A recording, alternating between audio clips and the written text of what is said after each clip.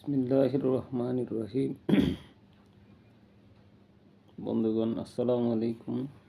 আজকে আরেকটি নতুন ভিডিওতে আপনাদেরকে স্বাগতম।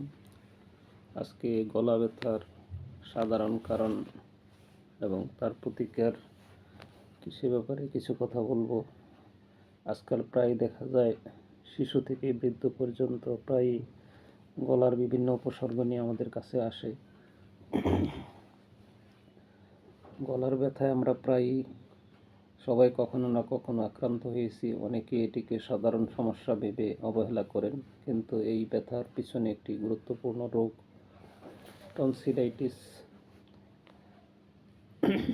এটি ফেরিক্স এবং টনসিলের একযোগে সংক্রামক, যা হঠাৎ করে শুরু হয় এবং রোগীকে দুর্বল করে দেয়। সহজ ভাষায়, গলার পেছনের অংশে ফেরিংস এবং দুই পাশে থাকা প্যালাটাইন টনসিলের সংক্রমণকে টনসিলাইটো ফ্যারিঞ্জাইটিস বলে।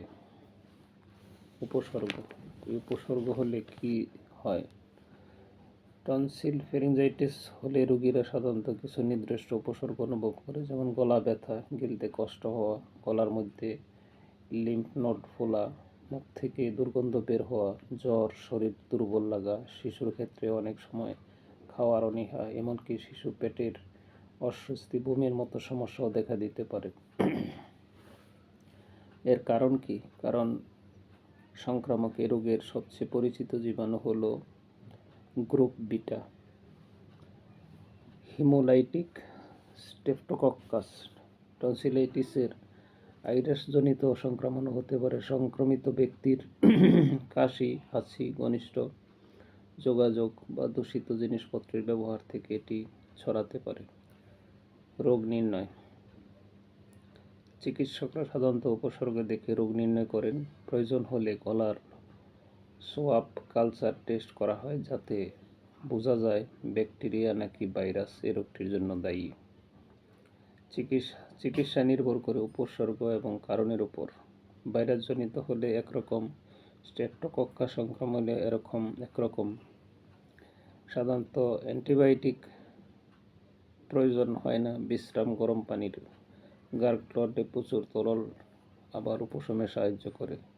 স্ট্রেপ্টোকক্কাস আক্রমণ হলে এক্ষেত্রে অ্যান্টিবায়োটিক ডাক্তাররা দিয়ে থাকেন। অবহেলার ঝুঁকি এবং জটিলতা। মনে রাখবেন, প্রাথমিক যত্নে সহজেই এটি ভালো হয়। অবহেলার জটিলতা বাড়তে পারে। সময়মতো চিকিৎসা না নিলে টনসিলাইটিস থেকে টনসিলে পোড়া, কানে ব্যথা হতে পারে।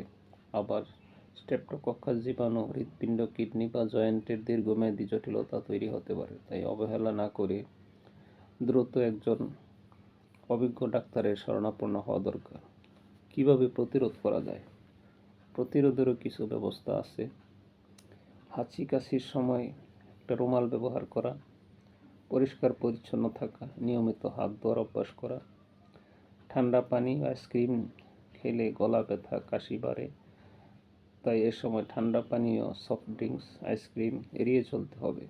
গলা ব্যথাকে সাধারণ সমস্যা ভেবে অবহেলা করা উচিত নয়। এর সঠিক চিকিৎসা হলে সহজেই রোগী আরোগ্য হতে পারে। তো এর জন্য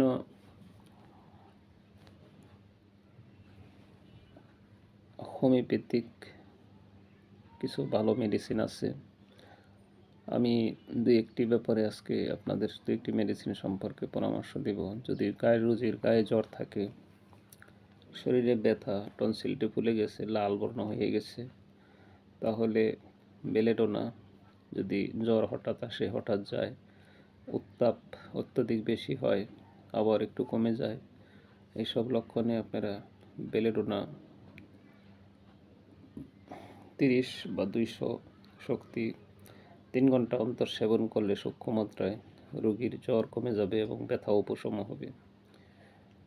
রোগীর যদি শরীরে প্রচণ্ড ব্যথা থাকে, হাতে পায়ে চাবানি কামড়ানি থাকে এবং সে কোনো অবস্থাতেই স্বস্তি পাচ্ছে না, তার খুবই অস্বস্তি লাগছে, তার ব্যথা বেদনা তীব্রতা এবং সেই সাথে গলাটি ফুলে গিয়েছে, এক্ষেত্রে আমরা ফাইটোলাক্কা নামক ওষুধটি ব্যবহার করি, রোগীর দ্রুত আরোগ্যর দিকে চলে যাবে। ফাইটোলাক্কা গলা প্রদাহের একটি বেস্ট মেডিসিন, কিন্তু এটি অভিজ্ঞ ডাক্তার বুঝবেন যে কীভাবে তাকে প্রয়োগ করতে হবে। এটিও 30 to 100 গ্লোবিলসের সাথে অথবা লিকুইড 3 ঘন্টা অন্তর সেবন করলে তার গলা ব্যথা, গলকোষ প্রদাহ তার দ্রুত আরোগ্য লাভ করবে। কিন্তু আমরা সচরাচর হোমিওপ্যাথি ওষুধ ব্যবহারে খুব অভ্যস্ত নেই। আমাদের দেশের লোকেরা সহজে অ্যালোপ্যাথি ওষুধ খাওয়ায় অভ্যস্ত। ব্যথানাশক ওষুধ, প্যারাসিটামল, নাপা এবং অন্যান্য অ্যান্টিবায়োটিক রোগীকে প্রথমেই দিয়ে দেওয়া হয়। আর অধিকাংশ রোগী আমি দেখছি যে হাতুড়ি ডাক্তারের শরণাপন্ন হয়। হয়তো কিছু ভালো হয়, কিন্তু জটিলতা এবং ঝুঁকি থেকেই যায়। কারণ আমাদের দেশে সামাজিক অবস্থা খুবই দরিদ্র। যেখানে একজন ডাক্তার ফি নেয় 500-600 টাকা, সেখানে একজন রোগী 50 টাকা 100 টাকা খরচ করে সে গলার ব্যথা তার ভালো হয়ে যাচ্ছে বা কমে যাচ্ছে। সে কেন একজন ডাক্তারের কাছে 500-600 টাকা দিয়ে সেখানে ধর্ণা দিবে, আবার দীর্ঘ লাইনে বসে থাকতে হয়। তবে আমাদের দেশে যে চিকিৎসা ব্যবস্থাটা দরিদ্রদের জন্য যদি একটু সহনীয় পর্যায়ে ভিজিটটা নেওয়া হতো, তাহলে অধিকাংশ রোগীরাই সেখানে উপকৃত হইতে পারত। কিন্তু আমরা হোমিওপ্যাথি চিকিৎসকরা রোগীকে অনেক সময় ফ্রি ওষুধ দিয়ে থাকি। আমি তো একবারে বলেই দিয়েছি যে অসহায় গরিব রোগীদের জন্য চিকিৎসা ফ্রি, সেটা যত কঠিন বিধি হোক না কেন এবং যত দিনই লাগুক না কেন, তার যদি সঙ্গতি না থাকে আমি তাকে ফ্রি চিকিৎসা করব ইনশাআল্লাহ, যতদিন আল্লাহ আমাকে তৌফিক দেন। কারণ আমাদের দেশে অনেক দরিদ্র লোক, যাদের মাসিক আয়ে তাদের চলা কষ্ট হয়, সেক্ষেত্রে তারা এই দীর্ঘ চিকিৎসা বা ব্যয়বহুল চিকিৎসা গ্রহণ করতে তাদের জন্য খুবই কষ্টসাধ্য হয়ে যায়।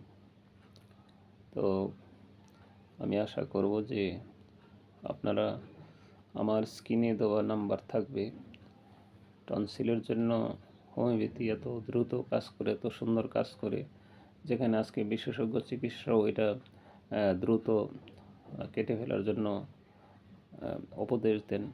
মানুষের একটা শরীরে একটা গুরুত্বপূর্ণ একটা অঙ্গ আল্লাহ রব্বুল আলামিন এটা কেন দিয়েছেন, এটা খাবারের সময় এটা রসক্ষরণ করে খাবার ডাইজেস্ট করতে সাহায্য করে। সেই জিনিসটা যদি আমি কেটে ফেলে দিই সামান্য অবহেলার জন্য, এবং ডাক্তারদের লোভের কারণে যে তারা করবে, একটা অনেক ইনকাম করবে, এই ব্যাপারে এই জিনিসটা না কেটে একটা বিকল্প সবারই চিন্তা করা দরকার।